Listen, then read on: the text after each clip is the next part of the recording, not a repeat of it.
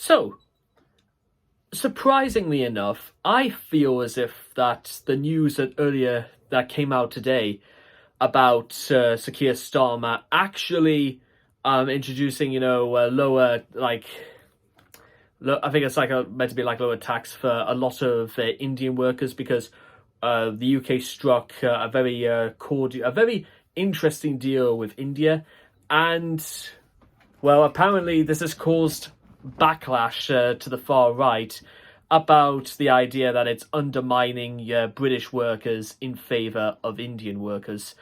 And well, let me just preface this by saying, but first of all, I'm just gonna say this for the record right now.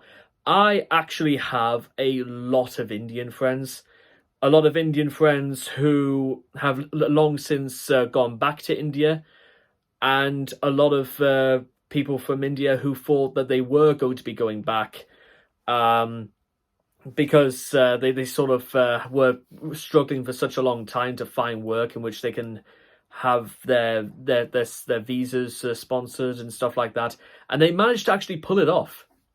And I've known a lot of people who've gone through very hard times of all different shades, of all backgrounds, from all over the world, living in this country. And I'm just going to state for the moment right now, if you legitimately think that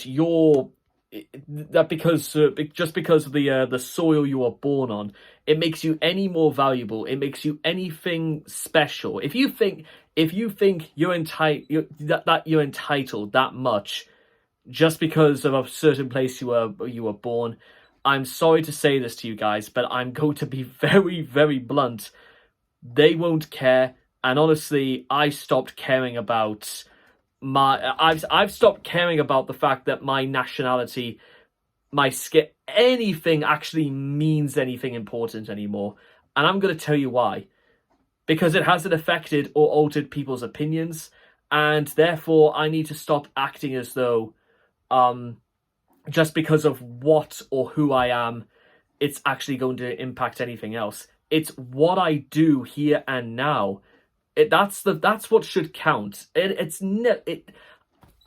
guess what? I've reckoned the far right are going to run with the idea that, well, just take the. Do you understand that? Or the only thing reform can do is that they are the only ones who are actually going to be backing British workers. But I'm going to just say this for the record right now. No, they will not. They will back British workers on the strength that they think that they're the ones who are going to absolutely open the floodgates for reform to get into Downing Street.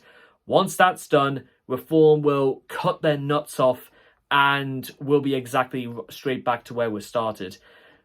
Even if you go back into the into Hitler's Reich, when he thought he could literally just take over Europe by means of a blitzkrieg, and they never altered their economy to be a wartime economy, and there were still many places in. If you really want to actually know a lot about the history of Nazi Germany during the war, like culturally and socially, and among many other things that was going on, you might possibly want to take a look into it, because among many things that happened during this period is that Hitler actually backtracked on quite a lot of things that he said absolutely would make Germany a proud Aryan race.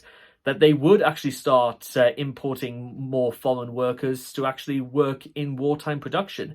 One of the very things that Hitler said he would not do. So you tell me, guys, are you really trying to tell me that Farage is going to be any different because he says he's going to be backing British workers?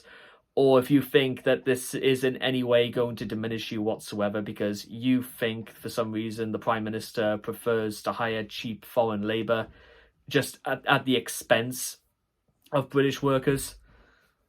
Again, you know what? I don't believe this for 1 second, because if you were any better, if you were actually skilled, and besides, foreign cheap labour is, I hardly suspect they're just going to just take as many people from New Delhi or Bombay as much as possible and just bring them over. It's not going to work like that.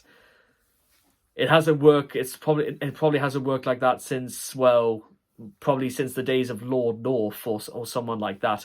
And of course, history has determined that, well, quite frankly, we're a little bit beyond and we should be a lot more sophisticated. And maybe an air of sophistication lies in the fact that, well, we've got to start seeing it in a slightly different way. You know what? One of these days, I reckon the sort of things that I do and say, you know what?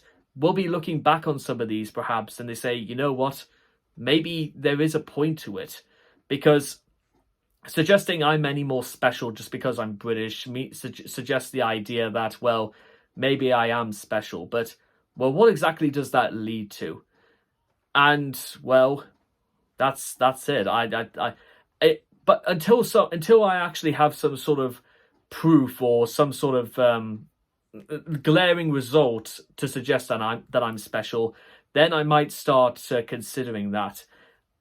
But it's not going to be on the back of just because I'm born here or because I'm this color skin or anything like that. It's not going to work, and quite frankly, it's the sort of thing the right will absolutely feed off, and, well, will try their best to convince you to ignore any abstract signs of, well, more tangible reality. Because, you know what, that's honest to God how I see it. But for what it's worth, again, to a lot of my Indian friends who are still in this country and who are absolutely grinding their art, and I've worked alongside many of them, they're actually very, very solid, very, very honest, hardworking people. It's just a shame that there are too many people in this country who are too bigoted to see past that. You know, they say that in India during the days of the British Raj, you are not judged for what you do, but for what you are. But 100 years down the line, I wouldn't be shocked if someone else, Reform, for example, they wanted you to think that that's not only the way it should be, but also the way that the young are going to be morally re-educated. But with that being said, I'll see you guys later, and Mushallah, my friends.